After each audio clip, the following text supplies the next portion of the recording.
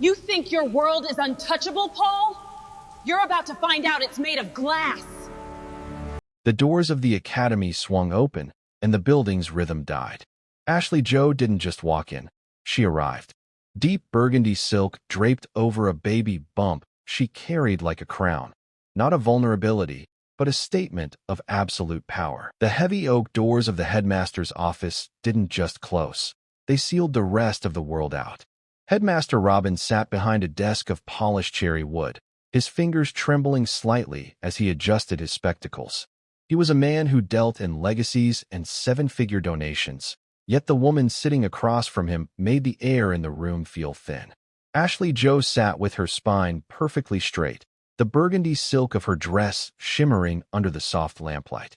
Beside her, Larry sat with a quiet, observant stillness that was far too advanced for a 7-year-old. It was the stillness of a predator in training. The waitlist for the second grade is typically 3 years, Mrs. Joe, Robin began, his voice thin, trying to find the footing of his usual authority. Even for families of significant standing. Paul Alvarado has been very clear about the enrollment cap this semester. Ashley didn't argue.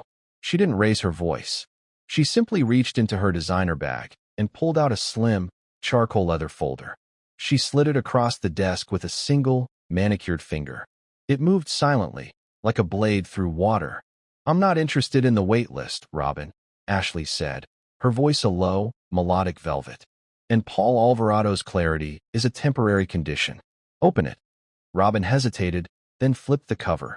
His eyes scanned the first page, then the second. The blood didn't just leave his face, it vanished. His skin turned the color of parchment.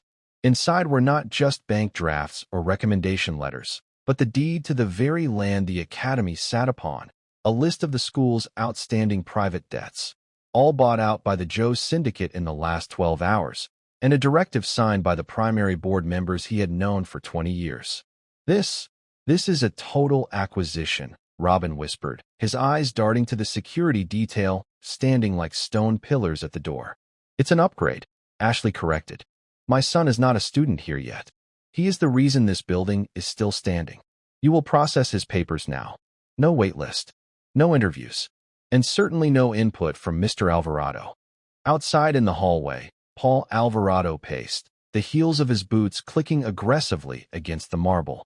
He went to turn the brass handle of the office door, the same door he had walked through as a king for years. But for the first time in his life, the handle didn't budge. One of the men in the dark suits stepped into his path, an immovable wall of muscle and shadow. "Office is occupied, Mr. Alvarado," the man said, his voice flat and terrifyingly calm. Paul looked at the heavy wood, then at the guard. The hallway he had helped design, the school he claimed to rule, suddenly felt cold and alien. For the first time, the king realized he was standing on the outside of his own throne room, looking in. The office door finally clicked open, and Ashley stepped into the hallway with the effortless grace of a woman who had never known a day of desperation. Paul was waiting. He didn't just stand there. He loomed, his rugged leather jacket a stark, aggressive contrast to the pristine white marble and the delicate silk of Ashley's burgundy dress. He blocked her path, a sneer twisting his features as he looked her up and down, his eyes lingering on the baby bump with a mixture of disdain and mocking amusement. "Nice costume, Ashley," Paul drawled, his voice echoing off the vaulted ceilings. "The dress, the jewelry, the motorcade. It's a lot of effort for a girl who used to count change for the bus. Who's paying for the rental? Or did you finally find a mark with more money than sense?" Ashley stopped, but she didn't flinch. She stood her ground with a terrifying stillness, her expression as unreadable as a deep-water current.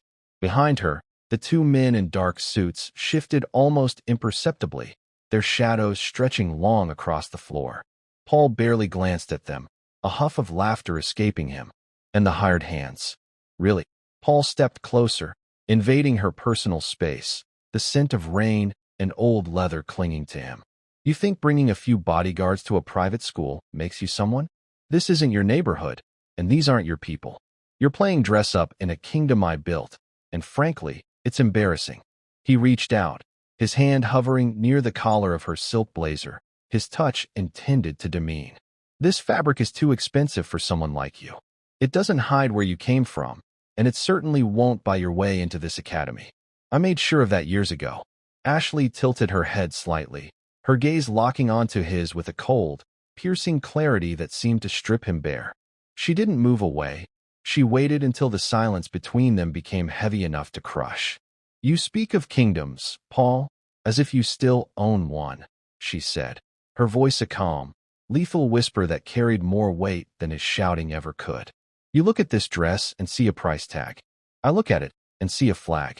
You're so busy looking at the hired hands that you haven't noticed the ground beneath your feet has already turned to water. She took a single step forward, forcing him to either retreat or make contact. Paul's eyes flared with a sudden, flickering uncertainty, the first crack in his rugged armor.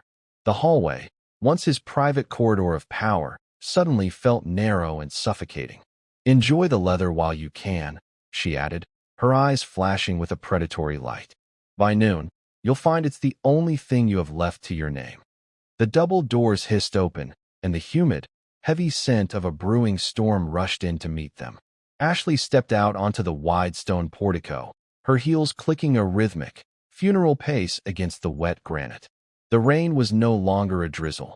It was a deluge, a gray curtain that turned the elite academy into a fortress under siege. Paul followed her out, his composure finally snapping. The rugged king was unraveling, his face flushed with a dark, mottled rage that the cooling rain couldn't touch. You don't just walk away from me, he roared, the sound swallowed by the thunder rolling over the city skyline. I spent 4 years making sure you stayed buried. You think a fancy dress and a few bodyguards changes the fact that you're nothing? You're a ghost, Ashley, and I'm going to make sure everyone in this building knows it. He lunged forward, his movements frantic and clumsy compared to her stillness. His hand slammed into her shoulder, a forceful, desperate shove intended to remind her of her place. Ashley stumbled back, the burgundy silk of her dress catching the rain as she gripped the stone pillar to keep her balance, her hand instinctively shielding the curve of her stomach. The world went silent. The two men in the dark suits didn't shout. They didn't hesitate. They moved like shadows detached from the wall, their hands disappearing into their blazers with a synchronized, lethal intent that promised Paul Alvarado would not take another breath. The air crackled with the sudden, violent promise of an execution. Stand down. The voice was low, resonant, and carried the weight of an absolute decree. It didn't come from the guards. It came from the sleek, obsidian-black car idling at the curb. The rear door opened, and a man stepped out into the downpour. He didn't use an umbrella. The rain seemed to avoid him out of sheer respect. Lee Min-jo stood there, his white inner shirt crisp and unbothered, 2 buttons open to reveal the dark, intricate ink of a dragon's tail curling up his neck. His eyes weren't on Paul. They were on Ashley, tracking her every breath to ensure she was unharmed. Only then did he turn his gaze to Paul. It wasn't the look of a man facing an enemy. It was the look of a god observing an insect that had stayed too long on the glass. The shadow guards froze, retreating into their disciplined ranks at the mere sound of his voice. You touched her, Lee Min-jo said, the words falling like stones into a deep well. He pulled a slim, gold-plated phone from his pocket, the screen illuminating his sharp, youthful features. You have exactly 3 minutes of relevance left, Mr. Alvarado. I suggest you use them to say goodbye to the man you used to be. He pressed a single button and held the phone to his ear, his expression bored, as if he were ordering a coffee rather than dismantling a life. Scan him, he said into the receiver. Erase the rest. Lee Min-jo didn't look at the rain, and he certainly didn't look at Paul. He stood with a terrifying, statuesque grace as one of the shadow guards stepped forward, opening a charcoal-black umbrella over his head. The silk of Lee's suit remained bone-dry, a stark contrast to Paul, who stood drenched, his leather jacket heavy and sodden, looking like a man already drowning. You think a phone call changes who I am? Paul spat, his voice cracking against the rhythm of the downpour. I am the foundation of this city's elite. I have connections you can't even fathom. Lee didn't answer. He simply held the gold-plated phone to his ear, his gaze fixed on the horizon as if watching a storm he had personally summoned. It's time, Lee said into the receiver. His voice was a low, melodic vibration. Pull the thread. All of it. The silence that followed lasted only 5 seconds. Then, the first vibration shuddered against Paul's hip. Paul reached into his pocket, his fingers slick with rain as he pulled out his device. A notification flashed, account frozen. He blinked, a drop of water blurring his vision. Before he could process the text, the phone buzzed again. And again. It became a frantic, rhythmic hum in his palm, an eruption of digital glass shattering his life in real time. Credit line terminated. Portfolio liquidation initiated. Corporate access revoked. What is this? Paul whispered, his bravado leaking out of him like blood from a wound. He tried to swipe, to call his bank, but the screen turned a stark, clinical white. A single logo appeared, the Crimson Dragon of the Joe Syndicate. The notifications didn't stop. They moved from his finances to his reputation. An alert from the local news wire popped up. Major fraud investigation launched into Alvarado Holdings. Then a personal message from his private club, membership revoked. Effective immediately. Paul looked up, his face pale and shimmering with rain. You can't do this. This is decades of work.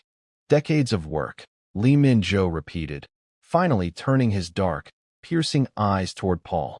Erased in 48 seconds. You see, Paul, the world didn't belong to you because you were strong. It belonged to you because no one had decided to take it yet. Lee lowered his phone and stepped closer to Ashley, tucking her arm into his. He looked at her with a warmth that never touched his expression when dealing with men like Paul. The call is finished, Lee murmured to her. Paul's phone gave one final, long vibration. A text from his own board of directors. Do not return to the office. Your belongings have been moved to the curb. Standing in the shadow of the school he once ruled, Paul Alvarado realized the phone in his hand was now nothing more than an expensive piece of glass. He was no longer a king. He was a man standing in the rain, watching his empire wash away down the gutter. The rain continued to fall in a relentless, gray sheet, turning the academy's grand entrance into a cold, indifferent cage. Paul's fingers shook as he swiped through his dead screen, his breath coming in ragged hitches. He needed a voice, a familiar, powerful voice to tell him this was all a mistake, a glitch in the system that his status could fix. He finally managed to force a call through to Glenn Perkins, his personal attorney of 12 years. Glenn was a man who had made Paul's problems disappear with a single whisper in a judge's ear, a man who had drafted the very non-disclosure agreements Paul had tried to force on Ashley 4 years ago. The line clicked open on the second ring, but the silence on the other end was heavy, clinical, and devoid of its usual warmth. Glenn, thank God, Paul gasped, his voice cracking. Something's happening. My accounts, the firm, somebody is hitting me. I need an injunction, an emergency freeze, whatever it takes. I'm standing in the rain like a vagrant because Paul, Glenn interrupted. His voice was flat, sounding like it was coming from a great, unreachable distance. Stop talking. What? Glenn, listen to me. No. Paul, you listen, the lawyer said, and the finality in his tone was sharper than any blade. As of 6 minutes ago, Perkins and Associates has been retained on a global permanent basis by the Joe Syndicate. My firm no longer represents you. In fact, due to an immediate conflict of interest involving several newly discovered irregularities in your past filings, I am legally obligated to terminate this call and forward all your current files to the district attorney's office. Paul felt the earth tilt. Glenn, we've been friends for a decade. You can't just. I am a businessman, Paul, and you are a liability that has already been liquidated. The line went dead. Paul stared at the black screen, the silence of the dial tone echoing in his skull. He tried his secondary counsel, then his banker, then his silent partners. Each time, the result was the same. A disconnected line, a receptionist who suddenly didn't recognize his name, or a cold, automated voice informing him that his access had been restricted. It was as if a great wall had been erected around the city overnight, and Paul Alvarado had been left on the wrong side of it. The social clubs, the boardrooms, the high-rise offices, every door he had ever walked through was being locked from the inside. He looked toward the black motorcade. Lee Min-jo was leaning down, whispering something into Ashley's ear that made her smile. A small, triumphant expression that was more devastating than any scream. They weren't just taking his money, they were erasing his existence. In the eyes of the city, Paul Alvarado hadn't just lost his career. He had ceased to exist. The rain began to drum harder against the pavement, a rhythmic, hollow sound that echoed the emptiness growing in Paul's chest. He stood paralyzed as the office assistant, Diane, emerged from the school's glass doors. She didn't approach him with her usual frantic energy or the caffeinated eagerness he had demanded for years. She walked with a slow, deliberate pace, shielding a single blue manila envelope under her coat. She stopped 3 feet away, her eyes avoiding his, landing instead on the polished shoes of Lee Min-jo. "Mr. Alvarado," she said, her voice devoid of its usual tremor. It was the first time she hadn't called him sir in a decade. "Diane, thank God," Paul wheezed, reaching for the envelope. "Tell me the board is meeting. Tell me they've seen the glitch." Diane didn't hand him the envelope. She handed it to Ashley. Ashley took the document with a graceful nod, sliding out a single sheet of heavy, embossed stationery. She scanned it briefly before turning it toward Paul. At the top, in bold, uncompromising ink, was the corporate seal of Alvarado Holdings. But beneath it, the primary shareholder's name had been struck through with a digital red line. "The board didn't meet to discuss a glitch, Paul," Ashley said, her voice cutting through the sound of the storm. "They met to ratify a succession." Paul's eyes darted over the text. His breath hitched. The words irrevocable trust and transfer of title leaped off the page, followed by a name that hit him like a physical blow: Larry Joe. "He's 7 years old," Paul screamed, the sound cracking as he lunged toward Diane. The shadow guards moved instantly, a wall of dark wool and silent threats stopping him mid-stride. "You can't give a multi-million-dollar firm to a child. It's illegal. It's impossible. It's actually quite simple when the previous owner is found to be in moral and financial breach of his founding charter," Diane said quietly, finally looking him in the eye. There was no malice in her gaze, only a profound, weary pity. "The Joe Syndicate bought 49% of the debt this morning. The board traded the rest of your equity for immunity. They didn't even hesitate, Paul. Not one of them." Ashley leaned in closer, the scent of expensive perfume and rain-washed silk surrounding him. "You told me 4 years ago that Larry didn't exist in your world, that he was a ghost who would never see a cent of your empire." She tapped the paper, her diamond ring catching the dim light of the street lamps. "Today, he doesn't just exist in your world. He owns it. You're standing on his sidewalk, breathing his air, and looking at his school. You aren't the king anymore, Paul. You're just a trespasser on your son's property." She handed the paper back to Diane, who tucked it away and turned back toward the school without a second look. Paul watched her go, realizing that the woman who had managed his life for 10 years had just delivered his final eviction notice. He wasn't even a memory in his own office anymore. He was a footnote. The rain-slicked glass of the Academy's conference wing offered a distorted view of the world Paul Alvarado used to rule. Inside, the atmosphere was clinical, stripped of the warmth he had once commanded with a snap of his fingers. Chairwoman Mrs. Park sat at the head of the obsidian table, her expression as unyielding as the stone itself. She didn't look up when Paul burst in, his leather jacket dripping onto the imported rug, his presence reduced to a messy intrusion. "Sit down, Paul," Mrs. Park said, her voice a low, rhythmic chime that carried the weight of an executioner's bell. She didn't wait for him to comply. She tapped a silver stylus against a tablet, and a digital clock on the wall began to count down from 4 minutes. "This is an illegal session," Paul rasped, his voice echoing hollowly against the soundproofed walls. "You can't dissolve a founder's seat without a 30-day notice. My legacy is built into the charter of this school." Mrs. Park finally looked at him, her gaze sharp enough to draw blood. "Your legacy, Paul, was built on a foundation of perceived stability. That stability vanished the moment the Joe Syndicate acquired your personal debt and your corporate liabilities. You aren't a founder anymore. You are a deficit." She gestured to the screen behind her. In real time, Paul watched his name being scrubbed from the digital donor wall in the lobby. The Alvarado wing was being renamed the Larry Joe Pavilion before his eyes. 3 minutes, Mrs. Park noted, her tone bored. The other board members, Men and women Paul had shared expensive scotch with for a decade, sat in a row of silent, high-backed chairs. Not one of them met his eyes. They had already been bought, or perhaps, more accurately, they had been saved from the blast radius of his implosion. "You're all cowards," Paul screamed, slamming his fist onto the table. The vibrations didn't even reach Mrs. Park's water glass. "1 minute," she whispered. She slid a single document toward him, a formal expulsion from the board and a permanent restraining order from the campus grounds. "As of this second, your access codes are void. Your parking space has been reassigned, and the portraits of your ancestors in the Hall of Founders are currently being moved to the basement." The clock hit 0 with a soft, final beep. "For minutes, Paul," Mrs. Park said, standing up and smoothing her suit. "That's how long it took to realize you never actually belonged here. You were just a placeholder for a family with real power." As she walked out, the lights in the room dimmed automatically, sensing that the occupant no longer had the authority to keep them on.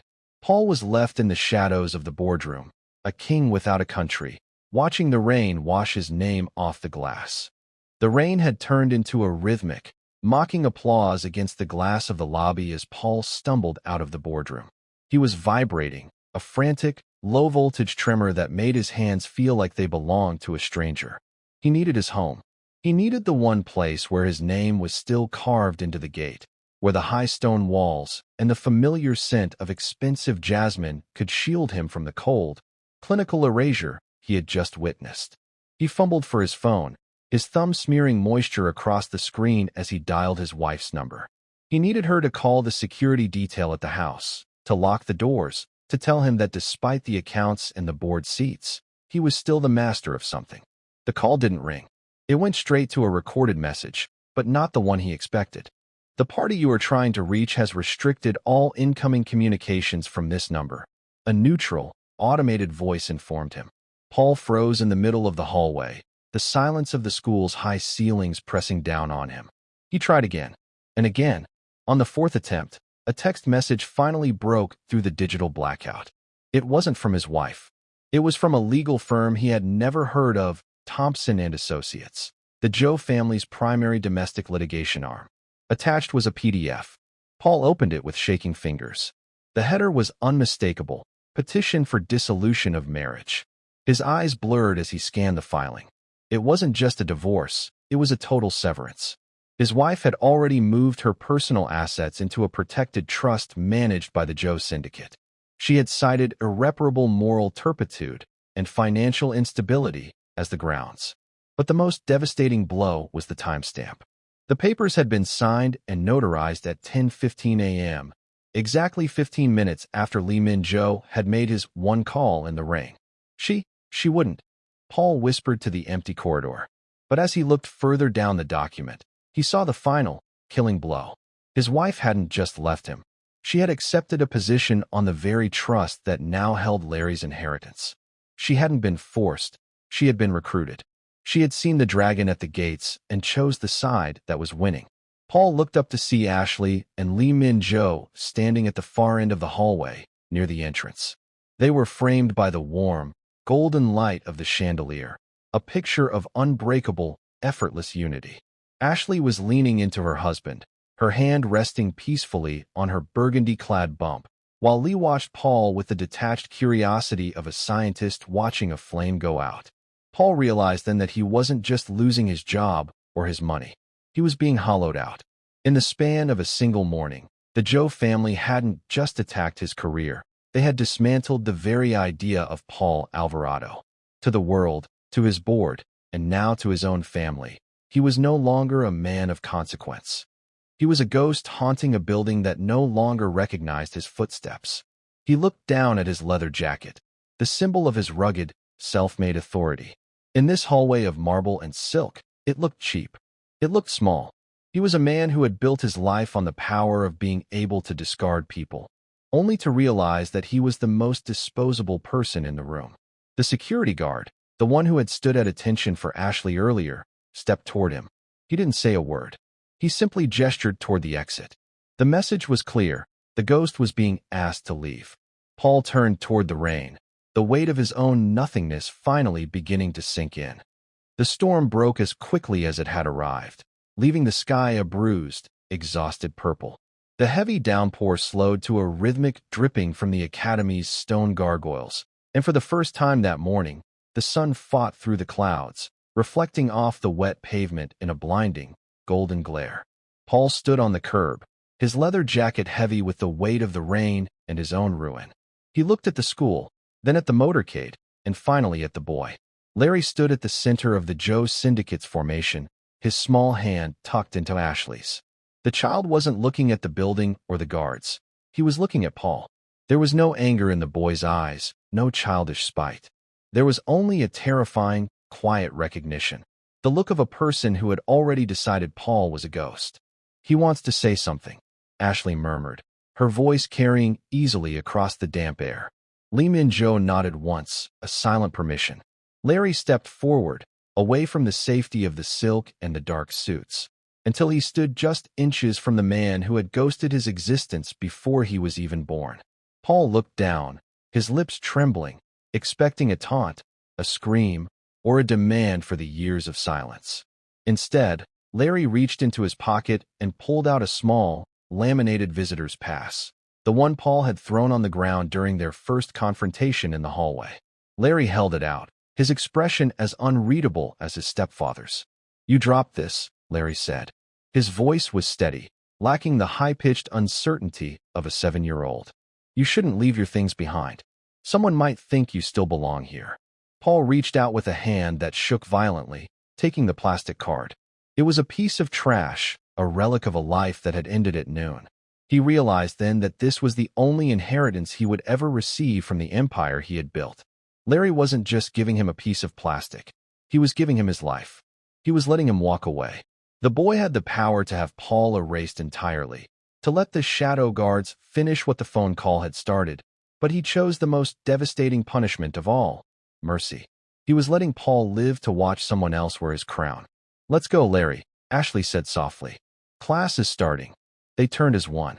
Ashley, Lee Min-jo, and the boy who now held the keys to the kingdom walked toward the grand entrance.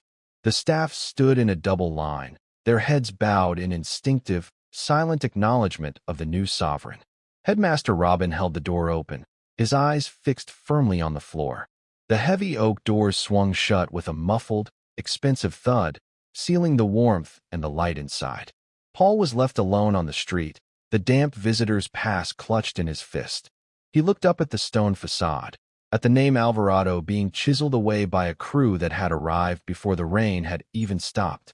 The motorcade began to pull away, the tires hissing against the wet asphalt, leaving Paul in a world that no longer had a place for him. He was alive, but as he stood in the gutter of his own street, he realized that being a ghost was far more painful than being dead. The reign of the Alvarados had ended with a shove in the rain. The reign of the Joes had begun with a single, silent walk through the front door. Paul turned his back on the academy and started to walk, a man of nothing, disappearing into the shadows of a city that had already forgotten his name.